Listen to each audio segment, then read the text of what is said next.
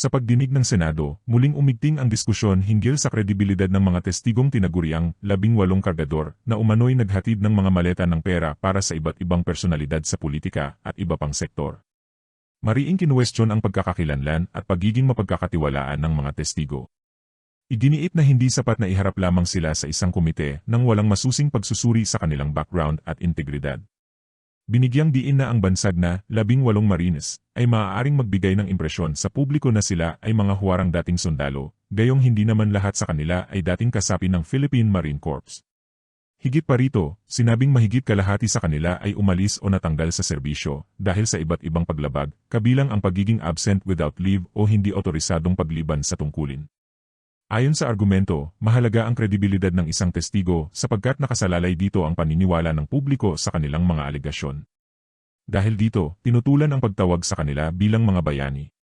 Anila, mahirap ituring na bayani ang mga taong nagsasabing ilang taon nilang ginawa ang mga sinasabing iligal na gawain bago lamang umano sila nagkaroon ng konsensyang magsalita. Lumitaw rin ang ilang umano'y hindi pagkakatugma sa kanilang mga testimonya. Isa sa mga halimbawa ay ang pahayag tungkol sa paghahatid ng pera sa isang pari sa Mindanao Avenue. Gayunman, ayon sa opisyal na pahayag ng diocese, walang simbahan sa nasabing lugar na pinangangasiwaan ng Society of the Divine Word o Samahan ng Salita ng Diyos. Isa pang usapin ang naging sentro ng pagdududa, ang paggamit umano ng isang modelo ng cellphone na hindi pa umiiral sa panahong tinutukoy sa salaysay.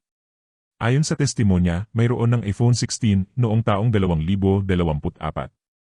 Subalit lumabas sa talaan ng Apple na ang naturang modelo ay naging available para sa pre-order lamang noong Pebrero 21, taong 2025. Kinuwestiyon din ang tila pagpili lamang ng ilang impormasyon na inilalabas sa publiko. May mga pangalan at detalye umanong kasama sa mga naunang salaysay na kalaunan ay hindi na muling nabanggit sa mga sumunod na pagdinig at pag-uulat. Samantala, pinagdudahan din ang testimonya tungkol sa pagpapalit ng malaking halaga ng pera mula piso patungong dolyar sa isang gusali sa Makati. Sa isinagawang beripikasyon, sinabing walang record ng money changer o palitan ng salapi sa lokasyong tinukoy ng testigo. Dahil dito, iginiit na dapat pang mapatunayan ang naturang pahayag. Bukod sa mga detalye ng kanilang mga salaysay, pinuna rin ang paraan ng paglalahad ng mga testigo. Napansin umano na nahihirapan silang ikwento ng tuloy-tuloy ang kanilang mga karanasan at may mga pagkakataong tila ginagabayan o kinokorek ng ibang personalidad ang kanilang mga sagot. Dahil dito, lumakas ang hinala ng ilan na maaaring may ibang taong naghuhubog o nagdidikta ng kanilang naratibo. Sa gitna ng kontrobersya, ipinagtanggol din ang mga mamamahayag na dumalo at nag-ulat tungkol sa issue. Binigyang diin na hindi makatarungang bansagan agad ang media bilang bayaran dahil lamang sa hindi umayon ang kanilang mga ulat sa nais makita ng ilang personalidad. Ang tungkulin ng pamamahayag ay ihatid ang impormasyon at panagutin ang mga nasa kapangyarihan sa harap ng publiko. Sa huli, nagbigay ng babala laban sa padalos-dalos na paniniwala sa mga alegasyon at sa mga taong inilalagay agad sa pedestal bilang mga bayani.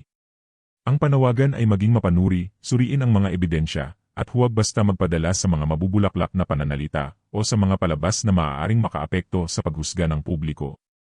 Sa usaping may mabibigat na akusasyon at malaking implikasyon sa lipunan, ang katotohanan ay hindi dapat nakabatay sa emosyon, kundi sa matibay na ebidensya at mapapatunayang mga katotohanan.